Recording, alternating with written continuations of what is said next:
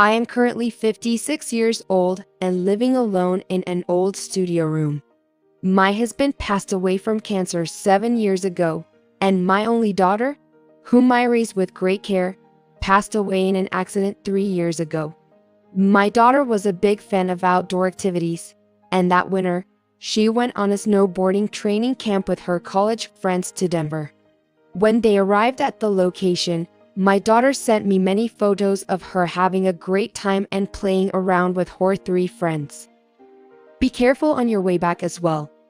I sent a message to my daughter like that. In response, my daughter replied, "Sure. I'll be careful."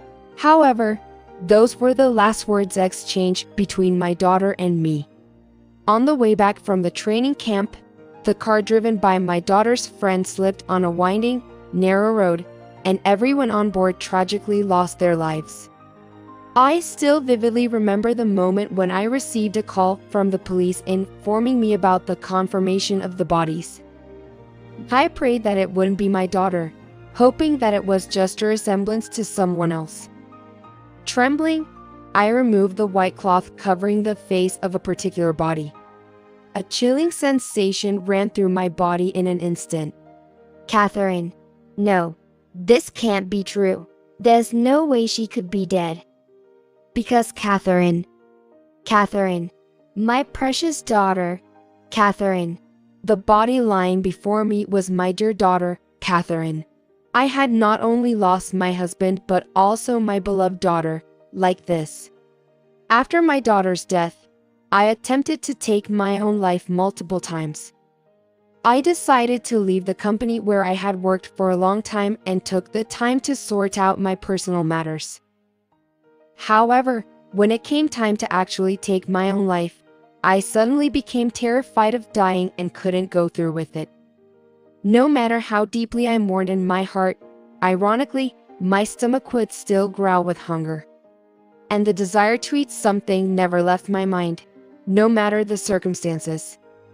Whenever I put something into my stomach, even just a little, it helped to calm my agitated emotions. Eventually, with no sense of purpose or hope in my life, I made the decision to work solely to satisfy my hunger.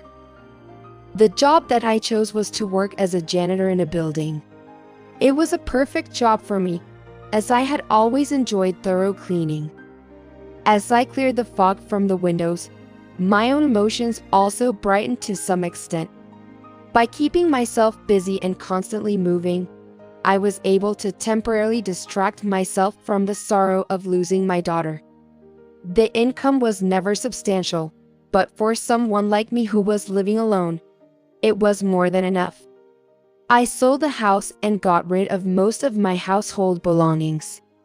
Then, I relocated to a small and old apartment, embracing a simple and frugal lifestyle without any extravagance. 2 years had passed since I began living such a modest and humble life when something happened one day.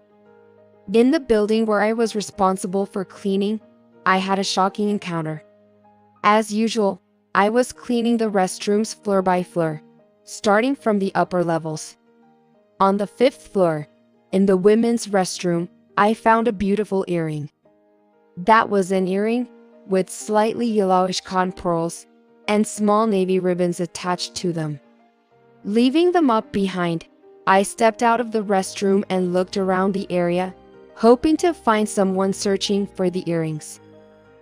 At that moment, I spotted a young woman wearing a gray suit, diligently searching the hallway with her focused gaze. Could it be her earrings? That thought crossed my mind, and cautiously, I approached her and spoke up. "Excuse me, I'm sorry to bother you, but are you searching for an earring?" When the woman raised her face in response to my voice, I couldn't help but gasp in surprise. It was because she looked exactly like my late daughter, Catherine. If I had to point out a difference, my daughter had double eyelids, while this woman had single eyelids, but their overall facial features, such as the round contour and shape of the mouth, were strikingly similar. I couldn't help but gaze at her intently. The woman then said something like this. "Yes, It's an earring with white pearls and navy ribbons attached. Have you happened to see them anywhere?" As I stood there, paralyzed and unable to respond due to the shock, she gazed back at me with a look of curiosity in her eyes. Then, I suddenly snapped back to reality and showed the woman the earring I found in the restroom. "This is it. I'm so relieved.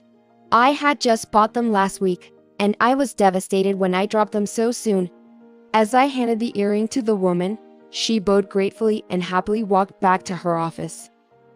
A few days later, I had another opportunity to talk to her. In the early morning, when employees had not arrived yet, as I was cleaning the office, a woman approached me cheerfully and said, "Good morning." Thinking she might be one of my cleaning colleagues, I replied, "Good morning," and raised my head. To my surprise, standing there was a woman who looked exactly like my daughter. "Thank you for the other day," she said. After saying that, she bowed deeply and placed her bag on the neatly organized desk. "You're here quite early." As I said that, she held a sandwich from the convenience store in her hand and powered on the computer. "I brought some work home yesterday that I have to finish by today, but I ended up falling asleep in the middle of it. So I decided to come in early today and continue where I left off yesterday." Since then, we gradually started having more conversations and getting to know each other better whenever we cross paths at work. Her name is Carrie. She is in her third year of working and is employed at an event planning company. She enjoys making sweets, going out to eat delicious desserts on her days off. She sometimes brings homemade sweets to the workplace, and we would enjoy eating them together in the janitor's break room. Carrie has a different personality compared to my daughter, even though their faces are strikingly similar. My daughter was more straightforward and had many tomboyish traits. However, Carrie gives a typical impression of a girl, loving floral patterns and cute things. She also had a somewhat sensitive side and would be bothered by even small mistakes. However, talking to her made me feel incredibly happy, as if I had my daughter right in front of me. Carrie lost her mother to an illness a few years ago, and she refers to me, by the name Emily, as Mother Emily. Being called mother after a long time made me extremely happy, and going to work gradually became more enjoyable. Eating the sweets that Carrie made at home made me appreciate being alive. One day, while having our usual routine of eating sweets and chatting together, Carrie appeared in the janitor's break room with swollen, red eyes. "What's the matter? Your eyes are all red. It's spoiling your lovely face." I grabbed some ice from the freezer and advised her to wrap it in a damp towel and place it on her eyelids. As Carrie tearfully took the towel and cooled her eyelids, she said this, "I have been dating my boyfriend since college, and he suddenly came to me yesterday to break up with me." I gently asked Carrie something while comforting her with a back rub. "What was the reason?" She took a deep breath to calm herself and started sharing what happened that night. "We went out to have Italian food together yesterday. We talked about the new project I will be responsible for. Maybe it started from there?" His expression became clouded, and suddenly he said he wanted to break up. When I asked for the reason, he insisted that he didn't think I could be happy with him. I placed my hand on Carrie's shoulder and said, "It's not clear why he suddenly said that. I wonder why he brought it up out of the blue, especially when everything seemed normal until you discussed the new project." Then she nodded silently. I had been hoping that I could just marry him. That's why this is so overwhelming. I can't help but wonder what I did wrong. Upon saying that, Carrie took out homemade cookies from her bag and started eating them with a crispy sound.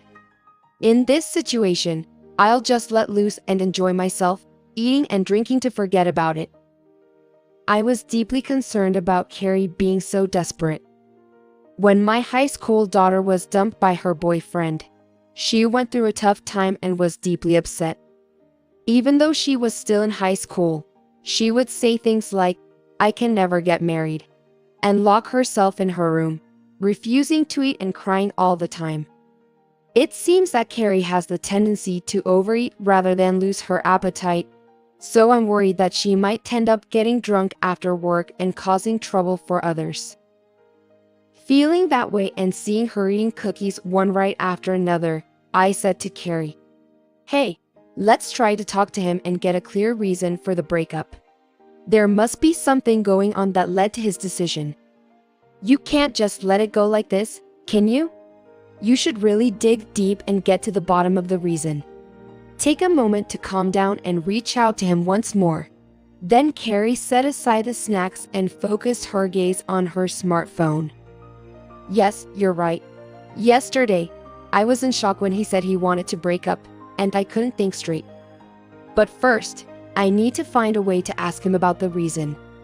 The next day during lunch break, Carrie appeared in the break room again with red eyes. Thinking that she must have been confronted with a truly irreparable reason, I extended my arms to hug Carrie. However, at that moment, something shiny caught my attention. Upon closer look, I noticed that Carrie was wearing a diamond ring on her left ring finger. "Carrie, this is..." I took Carrie's left hand and gazed at the sparkling ring. Then she gave me a smile with the swollen eyes and hugged me tightly. "I am getting married." Surprised by the sudden turn of events, Carrie told me about what happened last night. He told me he had ordered the engagement ring several months ago. Carrie kept talking while twirling the ring on her right hand. Just after the ring was completed, he received a job transfer. Thinking it was the right moment to propose, he asked me out for a meal. That was the day before yesterday. But, you see, I got carried away talking about how excited I was to be involved in a new project. Watching me like that, he lost his confidence and couldn't say, "Quit your job and come with me." For men who have jobs involving transfers, it might be a common concern when it comes to getting married. Moreover, especially in recent years when dual-income households have become common, there may be men who give up on marriage if their partner finds fulfillment in her current job. But I told him, even though I love my current job, there's nothing I value more than being with you. That's why I want to go with you and marry you. And then he gave me this ring. Carrie blushed and smiled shyly, appearing remarkably beautiful like I had never seen before. Despite the swollen eyes from tears of joy, Carrie had an exceptionally beautiful face. I took Carrie's hands and repeatedly said, "That's wonderful." 2 months later, Carrie resigned from her workplace and headed towards the place where he had already been transferred. Since her departure, my life reverted to the lonely one it had been several years ago. Sometimes, I sit and chat with my cleaning companions over a cup of tea, but a profound sense of emptiness remains in my heart, as if my own daughter has left me. One day, I received a letter from an employee of the company where Carrie had worked. It was from Carrie. Her letter was filled with updates on her current situation. Surprisingly, it seems that she is expecting a baby, as mentioned in the letter. And at the end of the letter, she noted her phone number and email address in it. After finishing work, I immediately called the number, and Carrie answered with a joyful and bright voice full of happiness. Over the phone, she said, "When the baby is born, I'll definitely come and show you, Mother Emily." Since then, we began to communicate with each other frequently. Once the baby was safely born, Carrie started sending me pictures of the baby almost every day. Occasionally, when we connect through video calls, I have the chance to see the baby crying with energy or displaying an adorable smile that brings a sense of happiness to everyone who sees it. Because of that, I can cherish the beauty of living and spend each day filled with happiness. For me right now, being able to see Carrie's happy smile and the adorable sight of the baby has become a significant purpose in my life.